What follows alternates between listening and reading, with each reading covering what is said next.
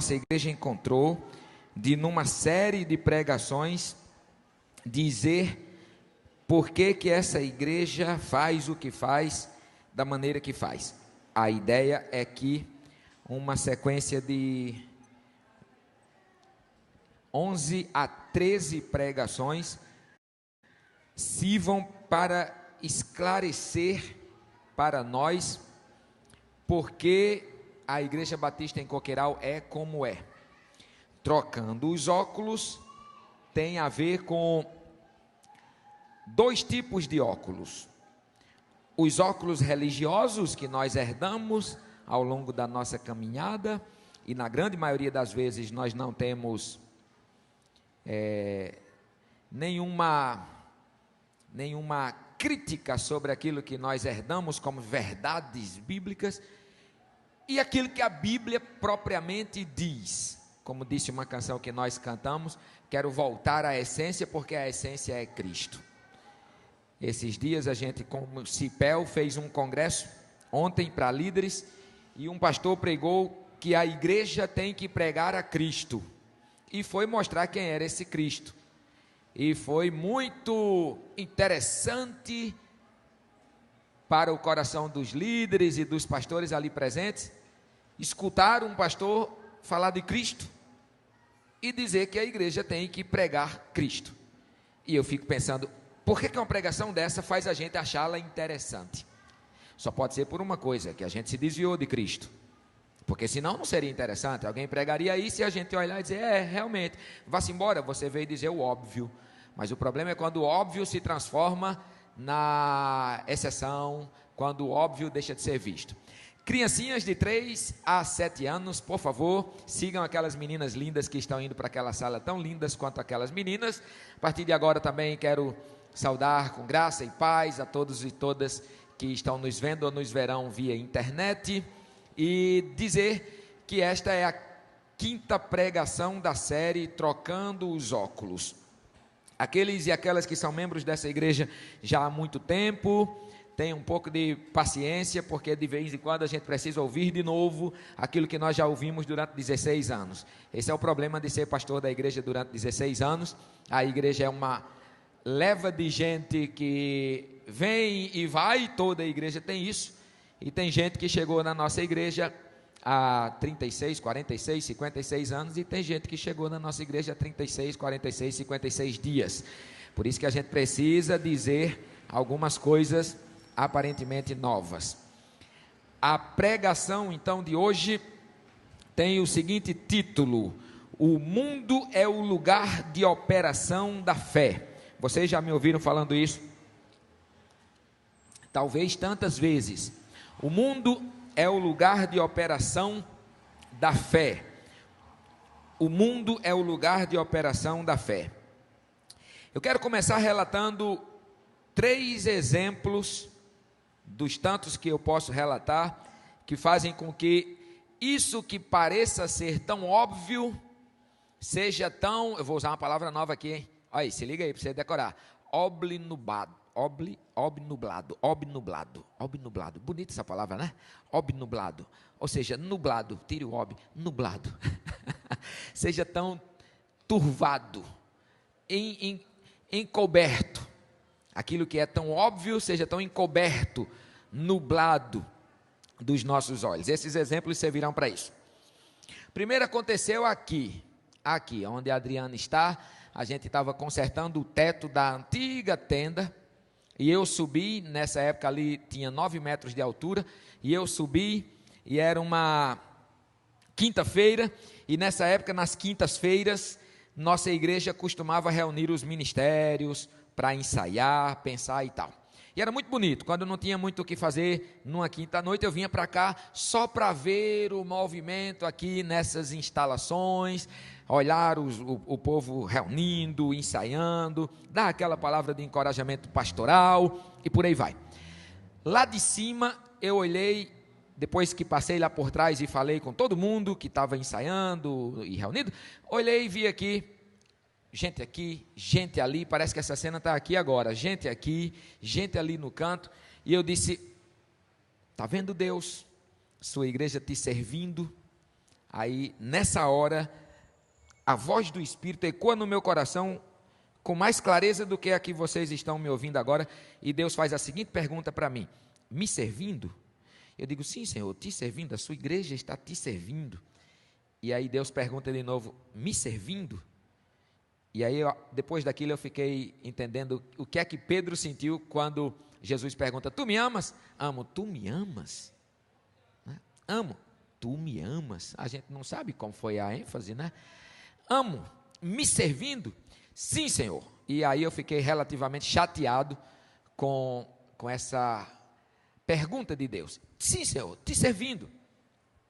As mulheres da cantina estão discutindo lá atrás o cardápio do culto de domingo de noite. As mulheres da recepção estão discutindo ali a roupa que virão para recepcionar as pessoas que virão para o culto de domingo de noite. O Caris está ensaiando as músicas que vai dançar no culto de domingo de noite. Comecei a provar a Deus que a igreja estava servindo.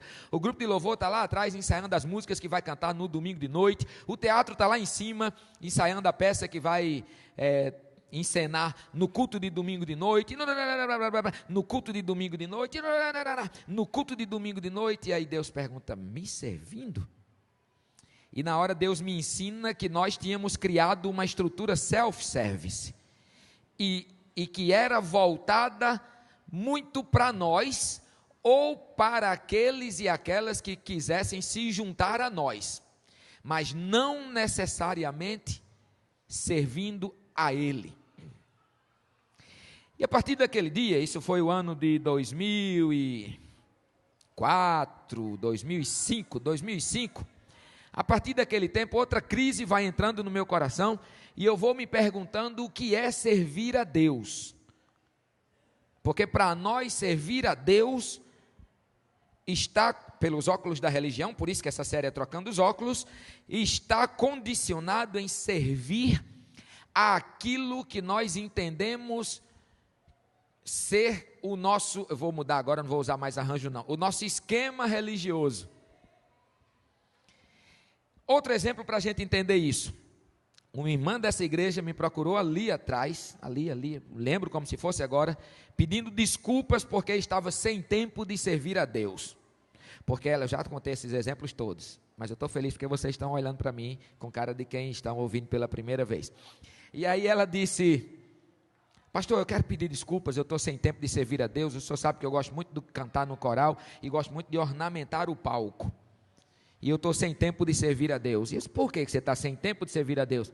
Não, pastor, o senhor sabe, esse serviço de auxília, de técnica e enfermagem é um serviço complicado, a gente ganha pouco, e geralmente quem é da minha profissão tem que trabalhar em 2 ou 3 hospitais, e agora eu estou trabalhando em 3 hospitais, o pessoal aí do ramo sabe disso, estou trabalhando em 3 hospitais, por isso eu estou sem tempo de servir a Deus. Aquela conversa foi muito interessante para mim, porque há pouco tempo eu vinha cuidando muito da minha mãe, né, a Aninha que é do ramo da saúde aí, eu vinha cuidando muito da minha mãe, e vinha percebendo como essas pessoas que têm esta função, não estou falando da enfermeira e do enfermeiro, não estou falando da médica e do médico, eu estou falando do auxiliar lá, o técnico, a enfermagem, aquele que troca a fralda do doente que não tem acompanhante, aquele que limpa as feridas daquele doente que já está na cama por tantos dias e cria um negócio chamado escárias, né? Não é isso? Que é a ferida, né?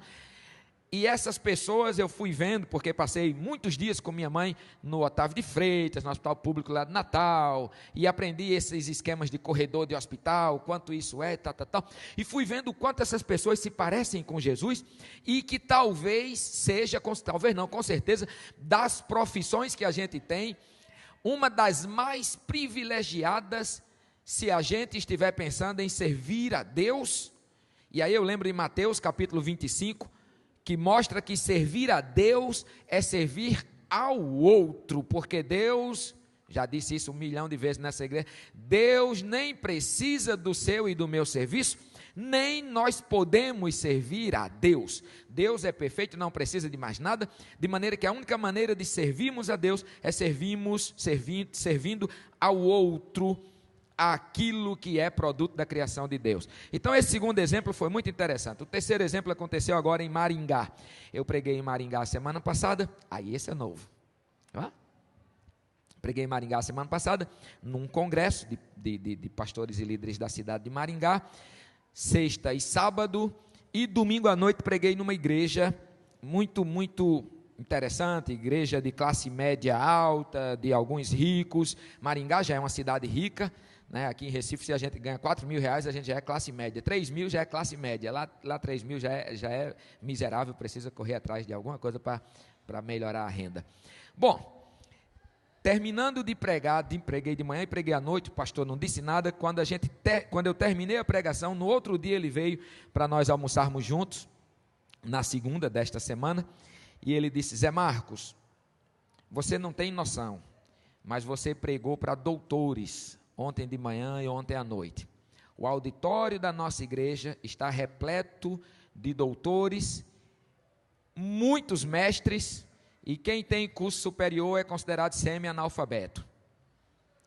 Sabe aquele homem que falou contigo, dizendo que quer visitar Coqueiral? Aquele cara é conhecido no Brasil todo na área de piscicultura, de criação de peixe. Sabe aquele que falou agora, aquele é médico, disso. Sabe aquele é empresário, não sei o que, tarará. Sabe aquele... E aí ele foi me dizendo o quanto eu tinha pregado para um público muito especializado, muito qualificado, altamente qualificado, inclusive com dinheiro. E ele fez uma pergunta quase que clamando. Disse: meu irmão, me diga, como é que eu pego uma igreja dessa, numa cidade dessa que quase não tem miséria, onde doutor aqui bate um no outro, mestre aqui sai feito estouro de boiada, como é que eu pego essa igreja e coloco essa igreja para servir a um mundo cuja cidade de Maringá não apresenta nenhum desafio para que esses doutores e mestres e ricos sirvam ao mundo? E aí a gente foi conversando, eu não vou dizer a vocês a razão, o desfecho, mas só quero entender, que a gente entenda, como a gente tem dificuldades de entender o mundo como campo de operação da nossa fé, de maneira que a gente qualifica a nossa vida em mundo e igreja, e servir a Deus está contido no arranjo da igreja. Servir a Deus é servir a igreja, é servir as coisas que a igreja organiza. E aí eu quero que você abra em João capítulo 17, esse capítulo nós lemos 4 versículos desse capítulo. Esse capítulo é muito emblemático sobre essa relação igreja-mundo.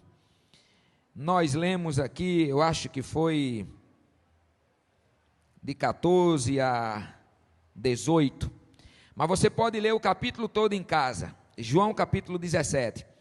Jesus já vinha falando desse negócio de mundo, que aliás João é um livro que fala muito dessa relação de Deus no mundo, de Deus com o mundo. Qual é o texto mais conhecido do livro de João, do Evangelho de João? Hein? Como é que esse texto começa?